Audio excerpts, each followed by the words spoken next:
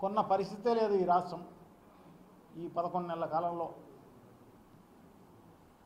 శనగ లేదు, మినుము లేదు, కంది లేదు, వరి లేదు, చెరకు లేదు, ఏ దానికి లేదు. ఒక్క రూపాయి పెట్టి ఒక ఏజెన్సీ కొనుక్కున్న పరిస్థితి లేదు.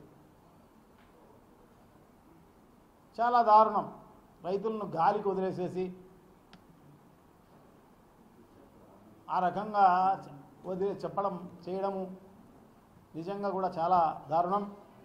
ఇటువంటి ప్రభుత్వాలు అనేటివి మామూలుగా ఇటువంటి మనుషులు కూడా ఎక్కడ కనపడరు. వేరే చోట ఎక్కడ వేరే రాష్ట్రంలో కానీ వేరే దేశంలో కానీ ఇన్ని అబద్ధాలు పచ్చి మోసం చేసి మోసగించిన పరిస్థితి, మోసపోయిన పరిస్థితి. రైతులందరూ రైతు కార్మికులు వాళ్ళతో పాటు మిగతా అన్ని వర్గాల వారు వీళ్ళు వాళ్ళు అనేది లేదు. మహిళలు మోసపోయినారు, పిల్లలు మోసపోయినారు, అందరూ మోసపోయిన పరిస్థితి అన్నమాట.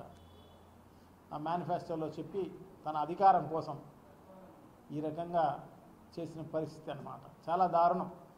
సో ఇప్పుడైతే మనకు సంబంధించి శనగకు ఈరోజు ఏదో ప్రెస్ స్టేట్మెంట్ చూసినా నేను, జేసీ గారిది, ఏదో కౌంటర్స్ పెడుతున్నాము అని చెప్పేసి.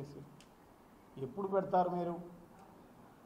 5,650 రూపాయలు మద్దతు ధర ప్రకటించడం జరిగింది శనగకు. కొన్ని లక్షల ఎకరాలు ఈ జిల్లాలో శనగ పంట పండించిన వాళ్ళు ఉన్నారు. పంట ఎట్లా సుగమే వచ్చింది, అంతా 3-4 క్వింటాలకు పరిమితమైపోయిన పరిస్థితి అన్నమాట ఎకరాకు. సో మద్దతు ధర లేని పరిస్థితి. మద్దతు ధర ఉన్నా కూడా దానికి ఈరోజు నోటిఫికేషన్ ఇచ్చినా కూడా ఎంత మాత్రం కొంటారో తెలియదు. బయట మార్కెట్లో కూడా అంతే ఉంది, 5,550, 500, 5,600.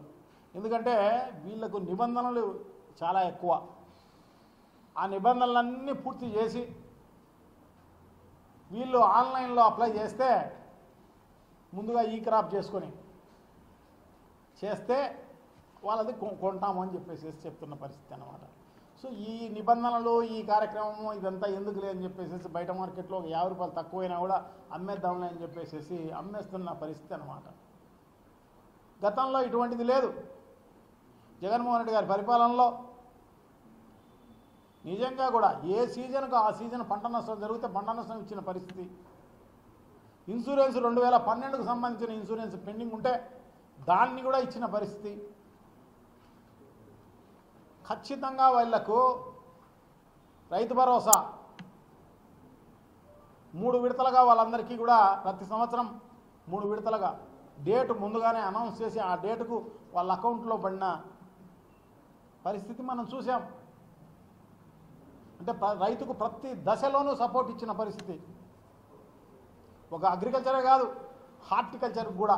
అంటే కేంద్రం ప్రకటిస్తే మద్దతు ధరలతో పాటు రాష్ట్రం కూడా హార్టికల్చర్కి కూడా మద్దతు ధర ప్రకటించి ఆదుకున్న పరిస్థితి. అరటికైతేనేమి, మిగతా మామిడికైతేనేమి, అన్ని దానిలకు కూడా, ఎర్రగడ్డలకైతేనేమి, ఇవన్నీ కూడా ఆదుకున్న పరిస్థితి రైతులందరినీ కూడా. చాలా దారుణం. ఇటువంటి చెత్త ప్రభుత్వం, ఇంత దుర్మార్గమైన ప్రభుత్వం, ఇంత మోసపూరిత ప్రభుత్వం, ఇంత అబద్ధాల ప్రభుత్వం ఎవరు చూసిండరు, భవిష్యత్తులో కూడా ఎవరు చూడరు కూడా.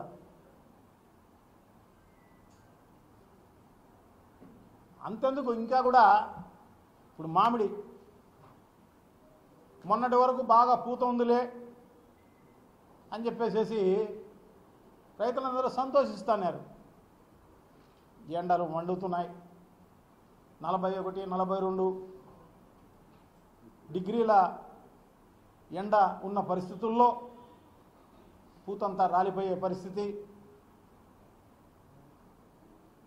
పిందె కూడా అతి తక్కువగా వస్తున్న పరిస్థితి మనం చూస్తున్నాం. సో ఇమ్మీడియట్గా ఆ రైతులను ఆదుకోవాల్సిన అవసరం తప్పకుండా ఉంది ఈ ప్రభుత్వానికి. మరి పంట నష్టం రూపంలో ఇస్తారా, లేకుంటే ఇంకో రూపంలో ఇస్తారా అనేది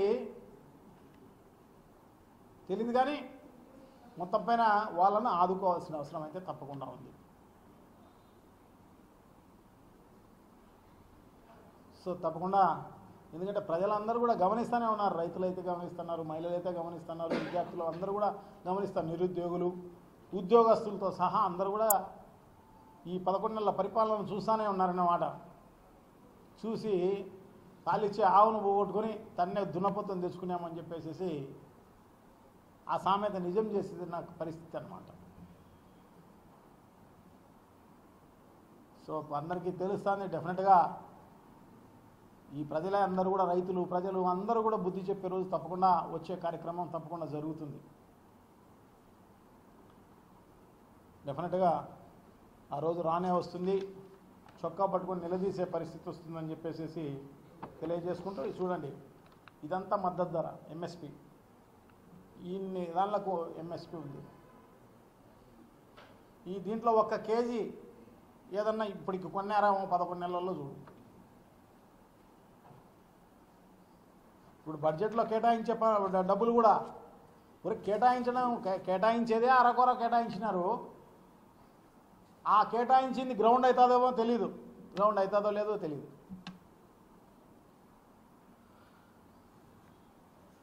దారుణం. ఖచ్చితంగా బుద్ధి చెప్పే రోజు త్వరలోనే వస్తుందని చెప్పేసి తెలియజేసుకుంటూ, సో వీళ్ళను మామిడి రైతులైతేనే మిగతా రైతులందరినీ కూడా ఆదుకోవాల్సిందిగా మరొకసారి